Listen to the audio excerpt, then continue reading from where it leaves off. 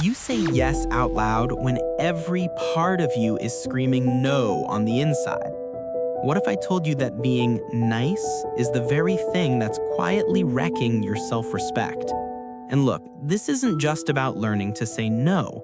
We're gonna get into the real psychological reason you became a people pleaser, and I'll give you practical steps to finally and without guilt put yourself first.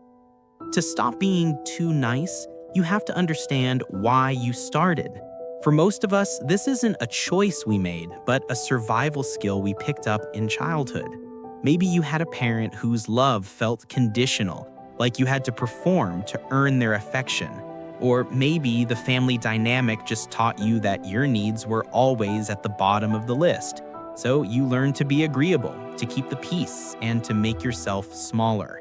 This people-pleasing becomes your go-to coping mechanism. It's fueled by a deep, primal fear of conflict and rejection. You think that if you stop being so accommodating, people might get angry or abandon you. So you dodge arguments at all costs. The problem is constantly suppressing your real feelings doesn't create peace. It creates resentment. Every single time you say yes when you mean no, you're not being honest, and a little piece of you feels invisible and taken for granted. And it's so important to get the difference between being nice and being kind. Being nice is often about appearances. It's polite and agreeable, usually because you're looking for someone else's approval. Kindness, on the other hand, comes from a place of strength and real care.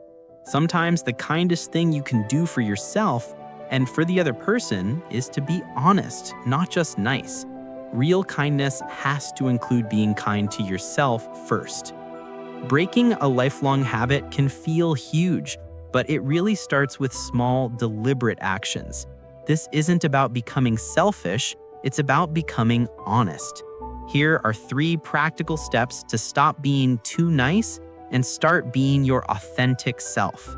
Step 1. Master the art of the pause. People pleasers often feel this intense pressure to give an immediate yes. Your first tool is to create a little space. When someone asks for something and you feel that pressure, instead of defaulting to yes, use a simple phrase like, "Let me check my calendar and I'll get back to you," or "I need a minute to think about that." This pause is your power. It breaks that knee-jerk reaction to please and gives you a moment to actually ask yourself, do I even want to do this? Do I even have the energy for this? It lets you respond with intention instead of reacting on autopilot. Step 2, start small to build your no muscle. You don't have to start by saying no to your boss or your mother-in-law. Build your confidence by practicing in low-stakes situations. Say no when a cashier asks you if you want to sign up for the store credit card. Decline the extra guacamole you don't really want. These small acts are like reps at the gym for your boundaries. Each time you honor even a tiny preference, you're sending a message to yourself that your needs actually matter.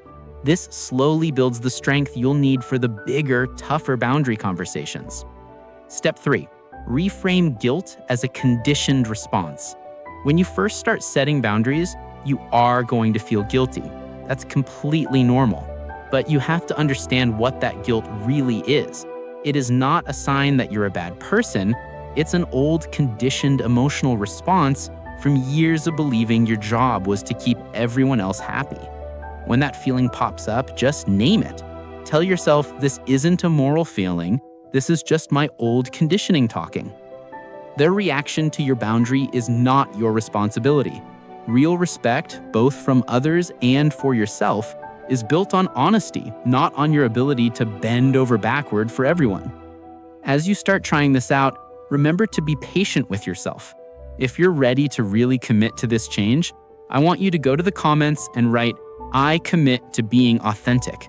It might seem like a small thing, but it's a powerful declaration to yourself and to everyone here that you are ready to get your voice back. Breaking the people-pleasing habit doesn't happen overnight. It's a daily practice of choosing authenticity over approval. It's about finally understanding that you have the right to take up space, to have needs, and to voice them. This isn't about becoming a difficult or unkind person, it's the exact opposite. By being honest and respecting your own limits, you free yourself from all that resentment and can finally show up in your relationships as your true, genuine self. That's what allows for real connection, not a connection based on fear or obligation. You teach people how to treat you, and it all starts the moment you start treating yourself with respect. Thanks for watching.